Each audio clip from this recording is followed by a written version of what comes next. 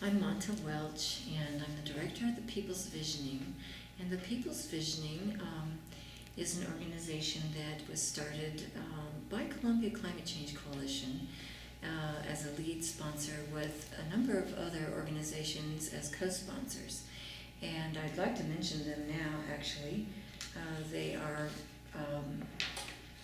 just so I don't forget anyone here, the Columbia Area Now, the National Organization for Women, Democracy for Missouri, Sweet Ethics Sustainability, KOPN Radio, Food Not Bombs, Native American Support Group, Boone County Smart Growth Coalition, and more, Missourians Organizing for Reform and Empowerment.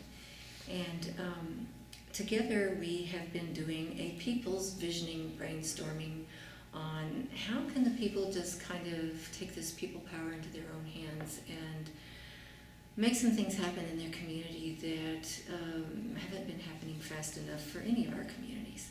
Even though we come from a great community and we want to acknowledge all the great things that are happening in our community, we just, within the context of sustainability and the climate change issues, we need to do a whole lot more, a whole lot faster. And so out of that, addressing global sustainability, climate change, and creating good jobs in the process and a better community, we were brainstorming in our energy group out of this visioning, because we've divided up into different little groups that we brainstorm our ideas on this building of a better community and a more sustainable future for all generations. And so one of the big proposals out of our energy group was to provide a net zero affordable home that was energy efficient. So net zero energy is a home that, or a building, many buildings can be net zero energy, that by the end of the year, some months you might have a bit of a utility bill or an energy bill. Other months you might actually create more energy than you would use. So by the end of the year you have essentially a net zero bill or expenditure for your energy. So we had this idea to build this net zero energy home, and we said, well, how do we get this accomplished? So we heard about something that the city was going to do. They wanted a very high energy efficient affordable home at 413 West Ash. And they had put out a request for proposal, and we got this request for proposal and looked it over.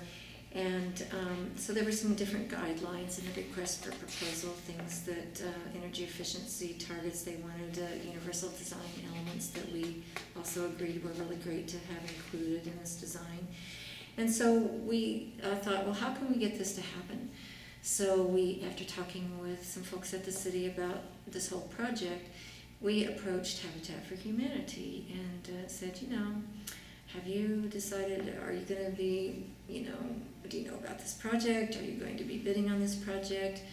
And Bill View, the director there at Habitat for Humanity, told me that yes, they'd heard about it, and no, they had kind of decided not to bid on it. And I said, well, we're the people from the People's Visioning. And so I began to tell him sort of what I'd said so far about our goals, and that we have this, great idea for a net zero energy affordable home.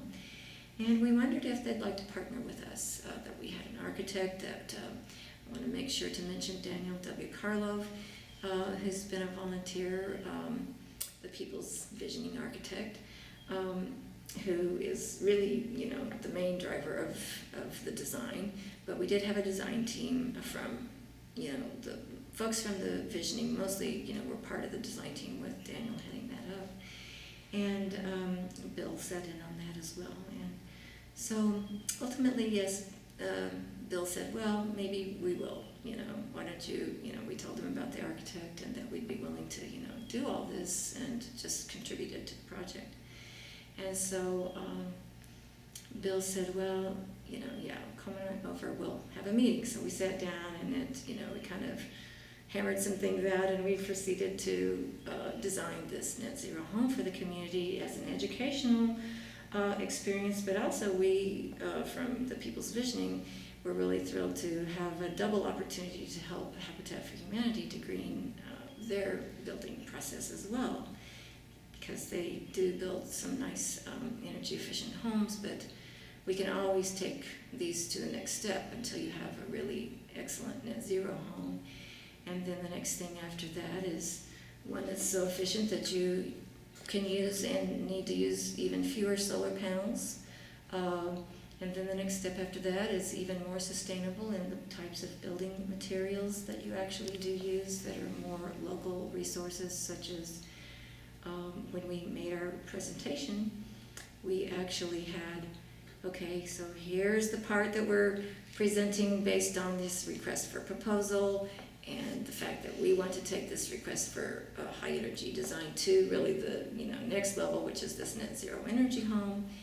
But then on the side over here, we had our really super green energy ideas that we submitted as well, just so that they could really see that this was just a step in a process of really taking our homes and all of our buildings to be more energy efficient.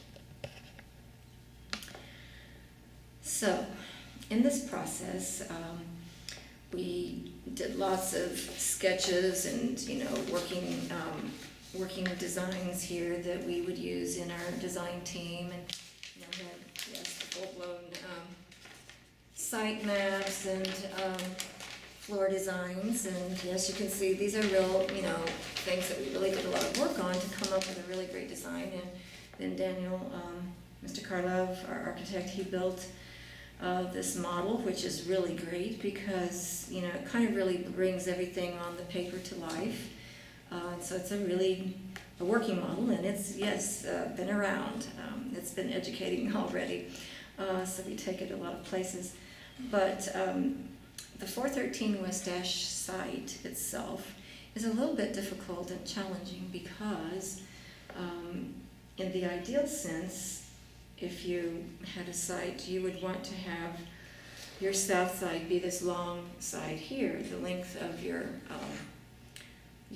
building or home, whatever you're building, to get the passive solar aspects of the design, the green design for the architectural design of the structure. So this site is long and narrow in the wrong direction. This is its south side as it sits on the corner of 413 West Ash and Sanford.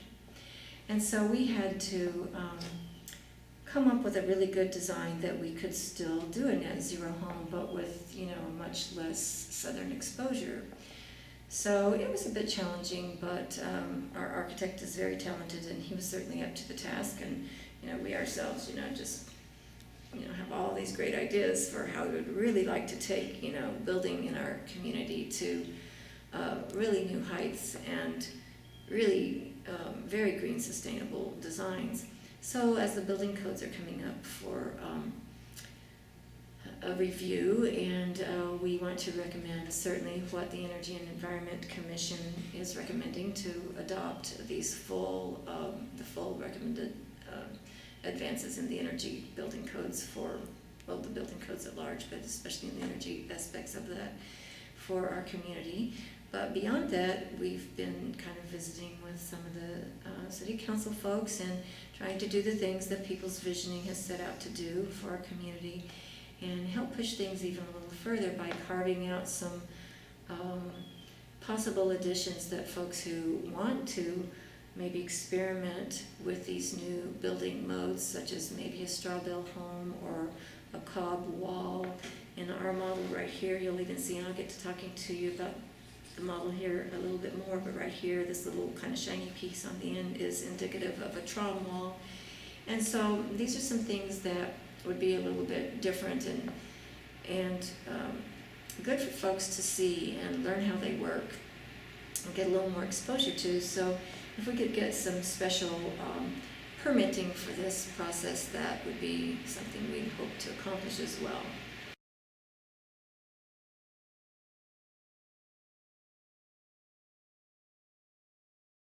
And so moments ago we were talking about how the net zero home began and how it became a reality,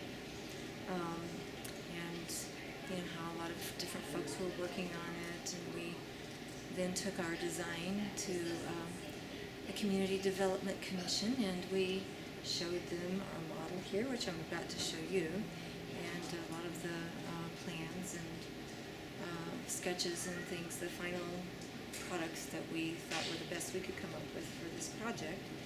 And so we talked about the location of the site, how the south side is here on this side of the house. This is West Ash Street going down this side of the house. And this is the corner. This is Sanford going here.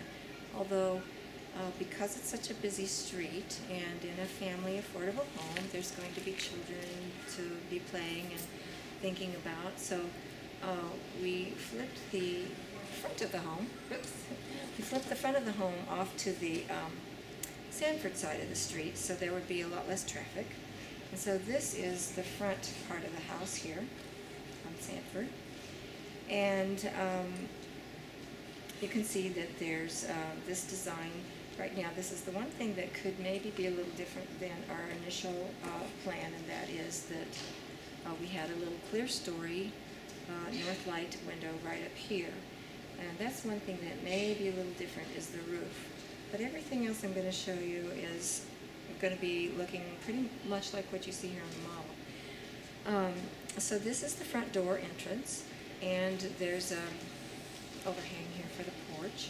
And it would be wonderful to have an experimental planting of a grass roof, just for demonstration purposes at least, over here on the porch. So just put that on here as a little possible idea. May or may not happen, we're not sure yet. But at any rate, here's the front entry, and you can see from the design of the roof, we need to design the roof this way so that we would have enough room once we did all the energy calculations on the energy use for a home that would be this size of home and the average family, how much energy the average is what they would need. So we calculated all of this, and Larry Lyle is an excellent engineer that was helping us with these calculations. So we had a very good design team. Myself, Larry Lyle, Daniel Karlov, the architect and head of the team, and Eugene Elkin, and some of us were from our energy committee and the People's Visioning, and we brought Larry Lyle in as someone that Daniel had worked with in the past. And they, are very well-credentialed engineer and architect who've worked on some really well-known buildings, so they have a lot of experience. So we have a lot of confidence in this project. So after doing the calculations, we had to make the roof a certain pitch and a certain size to hold the amount of solar panels we needed. So there's a lot of different things that go into the architect design of the building. And so as I said, then this is the south side facing Ash. This is the corner on Sanford. So when you drive down Ash, you would see this shorter part, but you would see the sloped roof here with all the solar panels, and these top two little squares are the indicative of the solar hot water that we'll also have, in addition to these that will make energy, electricity. And so then here was the clear story aspect here. We are still going to have some natural light as part of the redesign of the roof, but that is the last little piece that may have a bit of changing around going on. And then this is the little single car garage, because we're really not encouraging lots of automobiles, and this is an affordable home, and this is kind of more in keeping with the size of the neighborhood to have only a single car garage as well. So I'm going to take the roofs off now to sort of let you see the internal parts of the house. And so now as you come in through the front door, you can see here by looking in that this is your main living area. And there's a bit of a separation, but it's not a full separation, so you can kind of see through a little bit. So it kind of keeps the space both a little bit divided as well as not too divided. So it's kind of something that can stay integrated. So it's like if whoever is cooking, doesn't want to, feel separated out from the rest of the family over, in the living area, they can still kind of feel part of the behavior and fun of just family life. So that's a good designer and a good architect will take into considerations within the context of the light in the home and the floor and spatial arrangements, things that make people feel good, things that, the light makes them feel positive and less stressed, and the way the roofs and, the windows are designed makes them feel more spacious, even though maybe it isn't a huge home. It is, by the way, 1,200 square feet, and it was appraised by the city afterwards to a value of $120,000, so $100 per square foot, which is a pretty ballpark building amount for building a nice home or a decent, quality of home, and so therefore it is in that affordable category. Building it with Habitat for Humanity, they're actually going to sell it for a little bit less, as they do have free labor, and they do have, sometimes some special deals on some of the things that, will be going in it to make it even more energy efficient. Plus, we, did have some special gifts, if you will, from the city water and light utility to also help with the energy efficiency aspects of the home. But you could still build this home with the appraised value, for about $100 a square foot, give or take a little bit, using and still have this net zero idea. So you can see on the inside, here's the kitchen over here. We have a lot of universal design elements built into the kitchen here. I'm going to take this off and talk about it again in a minute, but you can see better here the kitchen. I'll talk to you about that in a moment. But here, the kitchen goes all the way over to where the garage entrance is. There's a little entrance for the garage right here. You can see the entrance here. And then there's also an outdoor door, both an enclosed and an outdoor access to the kitchen here. So we've got a couple of doors actually coming in right here, and then some storage and a little hidden laundry area.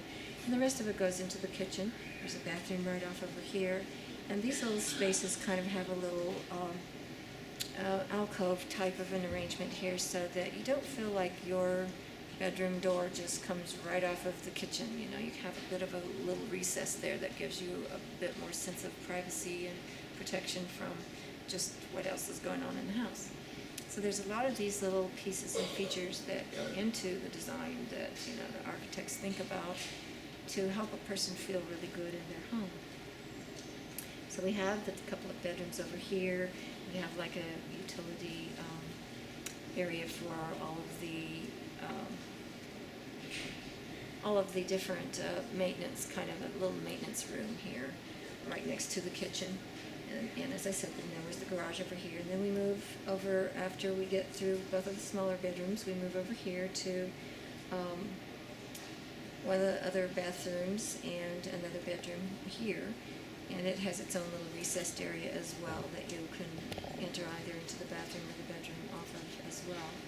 And this is probably going to be the master bedroom, and it can be a shared family bath, but it's right there by the master bedroom. But it also borders this bedroom, although these doors here for the single, more like children's bedrooms really are kind of probably a little closer here. Come into the kitchen and go over to this one. But we also have windows, the way the windows are designed. Like if you look through this small window here, you can actually look all the way out through windows that are over here, or you can look straight down this way through windows that are this way. So that's another aspect of making you feel like you have more space and more spaciousness in, the kind of square footage that you're working with. And this right here is called cow wall, and this is an area that might possibly, with the roof redesign, this aspect may not be here. One of the reasons I left it off, but we can design homes for individuals. We can kind of have some modifications off of this basic design. If anyone is, kind of interested and likes this design, they could, we could put them in touch with the right persons. But this kind of clear element is indicative of something called cow wall, which lets the light come through the wall. It's a type of material. that does that, and this is designed to have sort of like another ledge that, you know, you have the higher space up here, and you could, you know, set artwork maybe, or some plants that might hang down, you know, so you would have a little ledge here with this design. Same thing over here. But there would be a little access out of the children's room over here that would make this sort of a little, another little usable area, a play area, so to speak. You know, if you imagine that the roof is here and you access through one of these lower bedrooms on this end up into this little loft kind of space for, it could actually even be a fun place for kids to have, you know, friends over. If you really needed an extra sleeping space, you could have one, or you could have a play area. There's, you know, just a little fun area there that could happen. And there could always be some changes in the roof to make that even more. There's different ways that this can be worked around, and architects are always thinking of, you know, ideas of how this can happen. So, but in the model that's going to be built, as I said, if one thing that might change is this roof design. So this piece right here might go away. But anyway, in addition to these types of windows that, you know, if you're kind of here and you're walking down, say, out in the front yard, you can see through the house out through here, and so you can see if someone's walking around this way to see you. So there's a lot of amazing aspects to this house that are really going to be fun for the persons who live here to experience and live with on a daily basis. So anyway, some of the other things that we had wanted to do, this is something that we did throw in here. This is a trom wall, and a trom wall is something that's made with packed earth, and it's a thick a thick wall that then has a layer of glass that the sun shines through, and it really heats the wall up, and it holds the energy, so that, you know, the warmth gets gradually dissipated, you know, over the course of the evening as, you know, the sun goes down, and it just sort of retains. So there's a lot of different things that I was talking about earlier that might be great experimental things that would be wonderful to have a carve out in our building codes, so that folks could actually get a building permit, a special permit to build a few of these homes that would help us see what some other possibilities might be in terms of building. This is one of those. And these are some small little windows so that we can take as much advantage of this mass as possible. And in the summertime, you know, there should be some lower deciduous bushes here so that they would lose their leaves in the winter, and so the sun would really hit it in the winter, but in the summer they would get, you know, their leaves, and it would shade this. So these are all different kinds of ways that you work with your environment, and you created this passive solar, or this passive solar energy type of design. It's really called passive solar. And it was really popular back in the 70s, actually, but it sort of waned as we then just became kind of energy hogs again after we got through that, oil embargo back in the 70s. So anyway, I am really happy to show you this design. I think it's a really good design, and as I said, you know, could have some variabilities to it.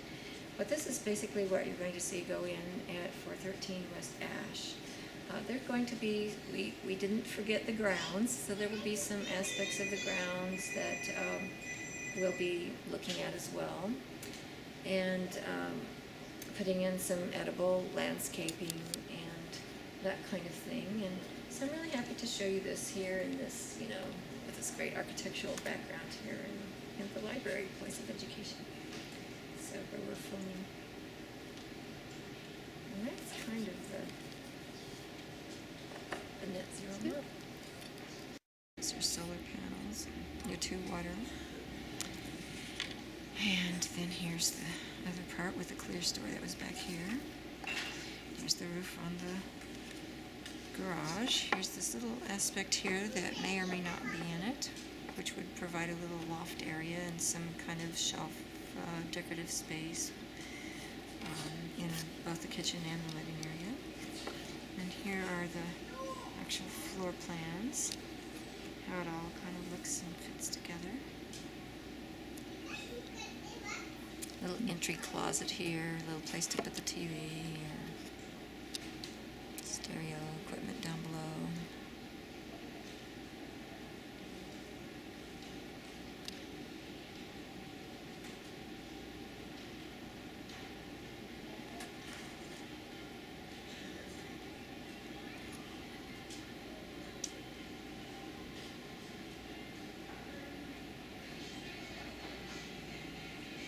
Oh, there's the car. Single car, plug-in hybrid electric. Or maybe even all electric once they get the range going. Car.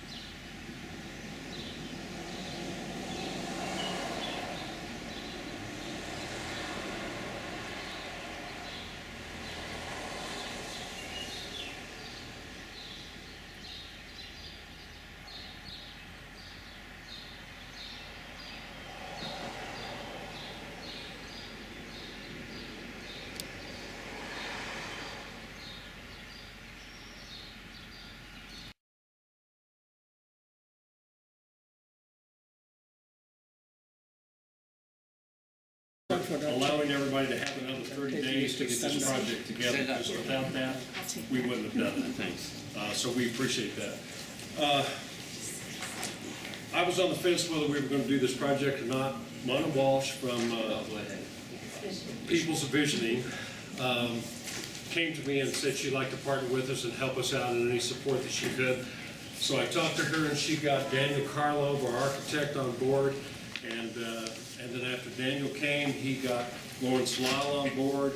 And so I decided that we had enough information, enough expertise that Habitat would jump into this and give it a shot. I think we're really ready to go on this. We're going to sell this house for $107,000. And the goal was to make it net zero. And according to Lyle's calculations, we are at net zero on this house. So having said that, that's the two most important things I want to mention is that I think we met the goal of net zero. And we can build a house for $107,000. And we're excited to have the project. Having said that, I just want to say that Daniel and Lawrence Lyle, both worked on the Shelter Energy House that was done 5 years ago or whenever it was done. That's not my expertise, but Daniel was an architect and Lawrence was the engineer for that project, and that was a really big project by Shelter. I think the mechanical room was even like 80 feet long just for the mechanical room. So it was a big project, and Shelter put their trust in these two gentlemen, and so have I. Daniel, you want to make the presentation, and then we'll go from there? Okay, real good. Okay. Yeah, I guess the main point we need to make again is that it's a zero energy house. We really wanted to tackle with Manta here, with Visions. She got me into working with them. Visions is a group that wants to save the planet and the environment and global warming, address those issues. So the idea of this model and this project is zero energy. And so on. Oh yeah, there's the site plan. You see the panels up on the roof. We see them here on the model as well.